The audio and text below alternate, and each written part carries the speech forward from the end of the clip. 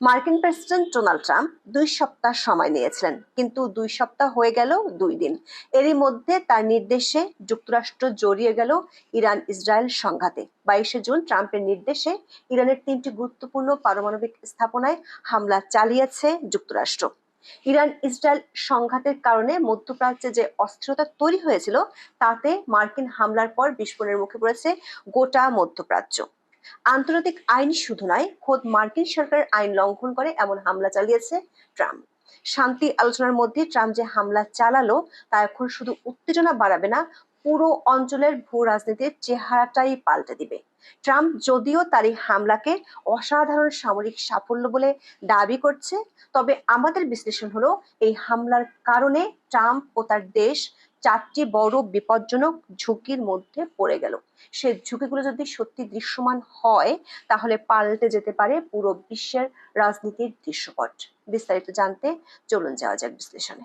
মার্কিন president Donald Trump নির্বাচনী প্রতিশ্রুতিতে বলেছিলেন, মধ্যপ্রাচ্যে যুদ্ধ সংঘাত বন্ধে নিজেকে শান্তির দূত হিসেবে তুলে ধরবেন তিনি। এর মধ্যে কেন তিনি নোবেল পাচ্ছেন না তা নিয়ে আক্ষেপও করেছেন, কিন্তু সময় বলছে ভিন্ন কথা। ইরান ইসরায়েল সংঘাতে যুক্তরাষ্ট্রকে সরাসরি জড়িয়ে নিয়ে নিজের কথারই উল্টো পথে হাঁটতে শুরু করলেন ট্রাম্প। সবচেয়ে অবাক কাণ্ড হলো, গত 19শে জুন ডোনাল্ড ট্রাম্প ইরানকে 2 সপ্তাহ সময় দিয়েছিলেন, কিন্তু সেই সময়সীমা এসে ঠেকলো 2 দিনে। 22শে জুন মধ্যপ্রাচ্য সময় ভোরে হামলার পদক্ষেপের ঘোষণা দেন মার্কিন প্রেসিডেন্ট। প্রশ্ন উঠেছে, ওই 2 সপ্তাহ কি আসলে কৌশলী প্রতারণা ছিল? ইরানকে কি একরকম আশ্বস্ত করতে চেয়েছিলেন ট্রাম্প, নাকি তার মনোনীত শান্তির দূত স্টিভ উইটকফের নেতৃত্বে যে গোপন আলোচনা চলছিল তা ভেঙে পড়েছিল? 22শে জুন সকালে সব জল্পনা কল্পনা উড়িয়ে দিয়ে ইরান ইসরায়েল যুদ্ধে জড়ালো যুক্তরাষ্ট্র। মধ্যপ্রাচ্যের স্থানীয় সময় ভোরে ইরানের 3টি পারমাণবিক কেন্দ্র ফোর্দো, নাতানজ ও ইস্পাহানে হামলা চালিয়েছে যুক্তরাষ্ট্র।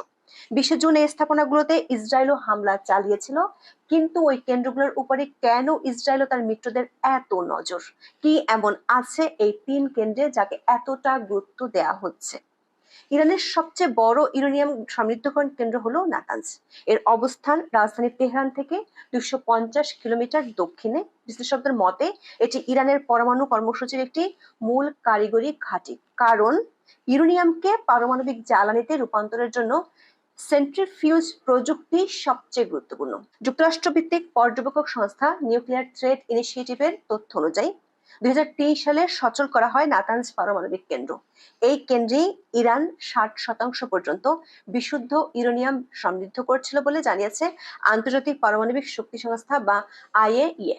ইরানের সবচেয়ে সুরক্ষিত পারমাণবিক কেন্দ্র মনে করা হয় ফোর্দোকে। আন্তর্জাতিক সংবাদ মাধ্যমগুলোর তথ্য অনুযায়ী এই পারমাণবিক কেন্দ্র সম্পর্কে অনেক তথ্য এখনো অজানা।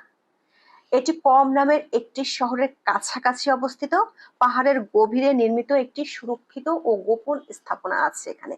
ফোর্দো সম্পর্কে বর্তমানে যে তথ্যগুলো আন্তর্জাতিক সংবাদ মাধ্যমে পাওয়া যায়, সেগুলো মূলত ইসরায়েলের চুরি করা তথ্য। ওইসব নথি অনুযায়ী কেন্দ্রটির মূল কক্ষগুলো মাটি থেকে 80 থেকে 90 মিটার গভীরে অবস্থিত, যে কারণে ফোর্দো পারমাণবিক কেন্দ্র ধ্বংস করা বেশ কঠিন। একে ধ্বংস বা ক্ষতিগ্রস্ত করতে যে ধরনের বোমা বা অস্ত্র প্রয়োজন, তা কেবল যুক্তরাষ্ট্রের হাতেই রয়েছে বলে জানিয়েছে ইসরায়েল। তবে বিশ্লেষকরা বলছেন, যুক্তরাষ্ট্রের ওইসব শক্তিশালী বোমা ও ফোর্দোকে ধ্বংস করতে যথেষ্ট নয়। গবেষণা সংস্থা institute for science and international সিকিউরিটির তথ্য মতে, ফোর্দো পারমাণবিক কেন্দ্রে ইরানের ভান্ডারে থাকা ইউরেনিয়াম দিয়ে 9টি পারমাণবিক অস্ত্র বানানো যাবে।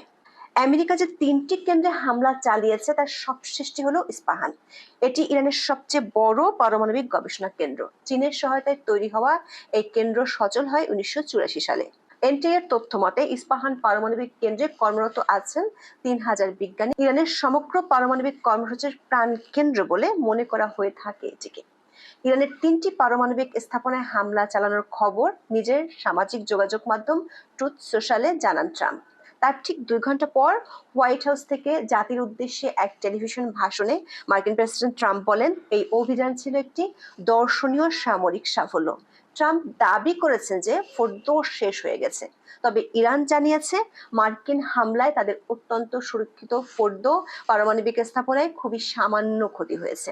কোন পক্ষের দাবি সত্য তা হয়তো সময় বলে দেবে, তবে এটি নিশ্চিত যুক্তরাষ্ট্র নিজেকে ইরান ইসরায়েলের সাথে জড়িয়ে সংঘাতকে দীর্ঘমেয়াদী রূপ দিয়ে দিল। আমাদের বিশ্লেষণ হলো, এই হামলার পর আমেরিকার সামনে 4টি বড় অনিশ্চয়তা দেখা দিয়েছে, যার উপর আমেরিকা এবং বিশ্বের ভবিষ্যৎ নির্ভর করছে। প্রথমত অনিশ্চয়তা হলো, ট্রাম্পের নেওয়া এই ঝুঁকি কেবল আন্তর্জাতিক নিরাপত্তা নয়, বরং তার দেশের অভ্যন্তরীণ রাজনীতিতেও প্রভাব ফেলতে পারে। এমনকি তার আমেরিকা ফার্স্ট মুভমেন্টের ভিতর থেকেও এর বিরোধিতা এসেছে। এরই মধ্যে বিরোধীরা দাবি করেছেন, স্টেলথ বোমারু বিমান ব্যবহার করে প্রেসিডেন্ট ডোনাল্ড ট্রাম্প ইরানে যে হামলা চালিয়েছেন তা বিধিসম্মত নয়। মার্কিন আইন অনুযায়ী প্রেসিডেন্ট এককভাবে কোনো দেশে যুদ্ধ ঘোষণা করতে পারেন না। শুধু কংগ্রেস অর্থাৎ নিম্নকক্ষ প্রতিনিধি পরিষদ ও উচ্চকক্ষ সিনেটে নির্বাচিত আইন প্রণেতারাই তা করতে পারেন। তবে আইনে বলা আছে, প্রেসিডেন্ট সশস্ত্র বাহিনীর সর্বাধিনায়ক বা কমান্ডার ইন চিফ। এর মানে হচ্ছে তিনি যুদ্ধ ঘোষণা না করেও সেনা মোতায়েন ও সামরিক অভিযান চালাতে পারেন। যেমন 2017 সালে ট্রাম্প সিরিয়ায় আসাদ সরকারের বিরুদ্ধে বিমান হামলার সিদ্ধান্ত নিয়েছিলেন কংগ্রেসের অনুমতি ছাড়াই। মার্কিন প্রেসিডেন্টরা যে কোনো কিছুর তোয়াক্কা করেন না, সেটি অতীতেও দেখা গেছে। সেজন্য ঘরের চেয়ে বাইরের ঝুঁকিগুলো ট্রাম্পকে বরং ভোগাতে পারে বেশি। দ্বিতীয় অনিশ্চয়তা হলো, ইরান যদি আমেরিকার হামলার পাল্টা জবাব দেয় তাহলে সেটি কেমন হবে। ইসরায়েল কিংবা তার মিত্র ট্রাম্প আর পশ্চিমার শাসকরা ভালো করেই জানেন, তেহরান আর গাজা এক নয়। ইরানের সাথে হামাস কিংবা সিরিয়ার তুলনা চলে না। আয়াতুল্লাহ আল খামেনি আগেই হুঁশিয়ারি দিয়েছিলেন, যদি যুক্তরাষ্ট্র সামরিকভাবে এই সংঘাতে নামে তাহলে তারা যে ক্ষতির মুখে পড়বে তা কখনোই পূরণ করা সম্ভব হবে না। প্রশ্ন হলো, সামরিক দিক থেকে সবচেয়ে বেশি শক্তিধর যুক্তরাষ্ট্রকে কি পাল্টা জবাব দেওয়া ইরানের পক্ষে সম্ভব? মার্কিন পত্রিকা নিউ ইয়র্ক টাইমস বলছে, ইরানের সামনে পাল্টা আঘাত হানার অনেক পথ খোলা আছে। বিবিসির খবরে বলা হয়েছে, মধ্যপ্রাচ্যে অন্তত 19টি অঞ্চলে যুক্তরাষ্ট্রের সামরিক ঘাঁটি রয়েছে, যেমন বাহরাইন, মিশর, ইরাক, জর্ডান, কুয়েত, কাতার, সৌদি আরব এবং সংযুক্ত আরব আমিরাত। সবচেয়ে সহজ টার্গেটগুলোর মধ্যে একটি হলো মার্কিন নৌবাহিনীর 5ম বহরের সদর দপ্তর, যেটি বাহরাইনের মিনা সালমানে অবস্থিত। ইরান চালাতে পারে সাইবার হামলা, আমেরিকান দূতাবাসে আক্রমণ অথবা কোনো জঙ্গি গোষ্ঠীকে দিয়ে সন্ত্রাসী হামলাও করাতে পারে। এর আগেও ইরানের মার্কিন ঘাঁটিতে হামলা চালানোর নজির আছে। 2020 সালে যুক্তরাষ্ট্র ইরানের শীর্ষ জেনারেল কাসেম সুলাইমানিকে হত্যা করেছিল। ইরান প্রতিশোধ নিতে আমেরিকার ইরাকের ঘাঁটিতে ক্ষেপণাস্ত্র হামলা চালিয়েছিল। সে সময় ভুলবশত একটি ইউক্রেনীয় যাত্রীবাহী বিমান ভূপাতিত হয়েছিল, যাতে 176 জন আরোহী নিহত হন। এবার ইরান আগের চেয়েও জোরালোভাবে পাল্টা হামলা চালাতে পারে, কারণ তারা চায় যেন যুক্তরাষ্ট্র আবার এমন আক্রমণ চালাতে সাহস না করে। অর্থাৎ তারা প্রতিরোধ শক্তি প্রতিষ্ঠা করতে চাইবে। তার চেয়ে বড় অস্ত্র ইরানের হাতে আছে, সেটি হলো হরমুজ প্রণালী। বিদেশি সংবাদ মাধ্যমগুলো বলছে, ইরান হয়তো শেষ অস্ত্র হিসেবে হরমুজ প্রণালী আংশিক বা পুরোপুরি বন্ধ করে দিতে পারে। কি হবে এই প্রণালীটি বন্ধ করে দিলে? খুব সহজ উত্তর, বন্ধ হয়ে যাবে তেল বাণিজ্য। এই প্রণালী বিশ্বের মোট তেলের 1/4 পরিবহনের জন্য ব্যবহৃত হয়। 1988 সালে ইরান যখন এই প্রণালীতে মাইন পেতে দিয়েছিল, তখন আমেরিকান যুদ্ধজাহাজ ইউএসএস স্যামুয়েল বি রবার্টস মারাত্মকভাবে ক্ষতিগ্রস্ত হয়েছিল।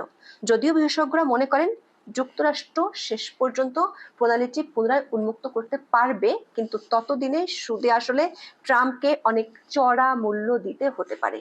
তবে হরমুজ প্রণালী বন্ধ করলে ইরানকে পস্তাতে হবে, চীনে দেশটির তেল রপ্তানি বন্ধ হয়ে যাবে। ইরানের যুক্তরাষ্ট্রের হামলার পর তৃতীয় যে অনিশ্চয়তা দেখা দিয়েছে, সেটি হলো ইসরায়েল ও আমেরিকার হামলা কি ইরানের পারমাণবিক কর্মসূচি আসলে বন্ধ করতে পেরেছে, নাকি উল্টো আরো গতি এনে দিয়েছে।